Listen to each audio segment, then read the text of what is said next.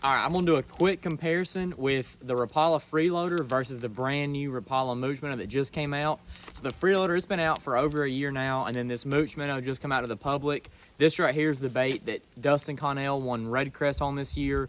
Him and Jacob have racked up like $750,000 the last couple of years, or the last year or two with that new bait. So here is a look at that Mooch Minnow.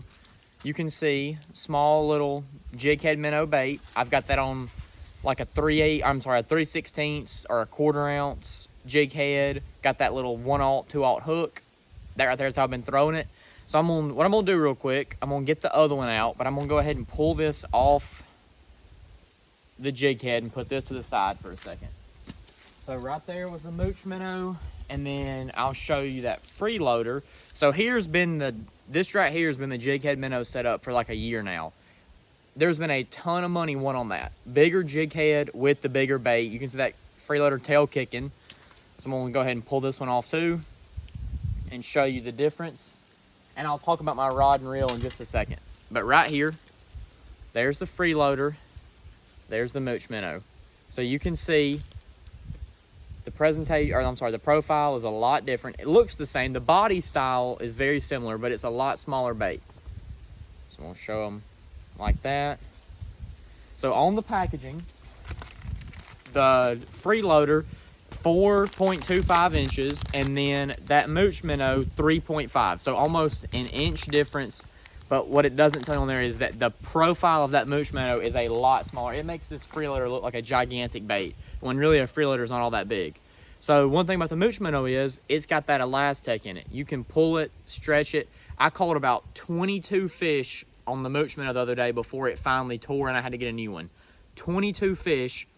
Freeloader is about 3 fish max. Sometimes you catch one and it slings it off.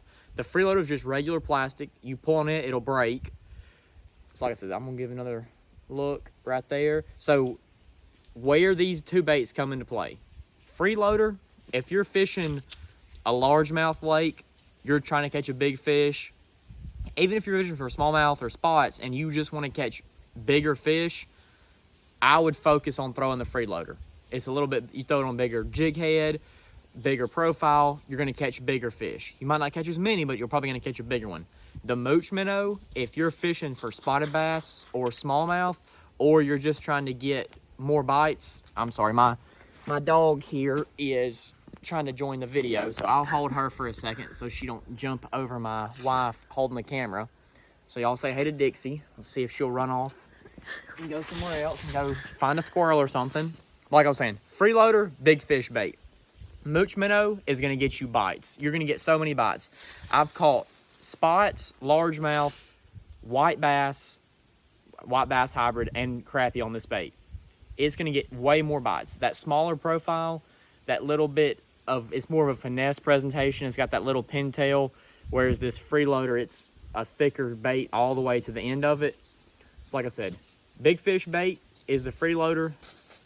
Trying to catch numbers, you're gonna wanna throw that Mooch Minnow. Now obviously, this will catch a big fish and this will catch a small fish, but if you're gonna go over the course of a tournament day or a 6 or 8 hour trip, if you lock this in your hand, you're gonna get way more bites. If you put this in your hand, you're gonna probably catch better quality fish. And the rod that I'm throwing that on, and I actually use the same rod for both of them. I just use a different jig head for the two baits. Sorry, y'all have to mind, don't worry about my dogs. But this right here is my jig head. This is either a 1/4 or a 3/16, but you'll notice that hook is very, very little. That smaller hook makes a big difference on that Mooch Minnow. So it takes a little bit more time to rig it up. And I'm not gonna do it perfectly right here just because I'm not actually gonna use this one, but you can see how you've gotta constantly feed it, work it on there, try to get it straight. So that's close enough for a video. So like I said, that's my jig head with the Mooch Minnow, and then I'm just throwing it on a 7'1" spinning rod, braided line, fluorocarbon leader. I use about 10 or 12 pound braid to a 8-pound leader. That's my year-round setup. That's what I like for that. So that's what I'm throwing the Mooch Minnow on, and then I'm doing the same thing with that Freeloader. So like I said, just a quick comparison so people that are out here wondering about this new bait. I'll show it one more time. That's what it looks like. So the Freeloader is bigger than the whole jig head and the bait. Like I said, the main difference is it's a smaller profile.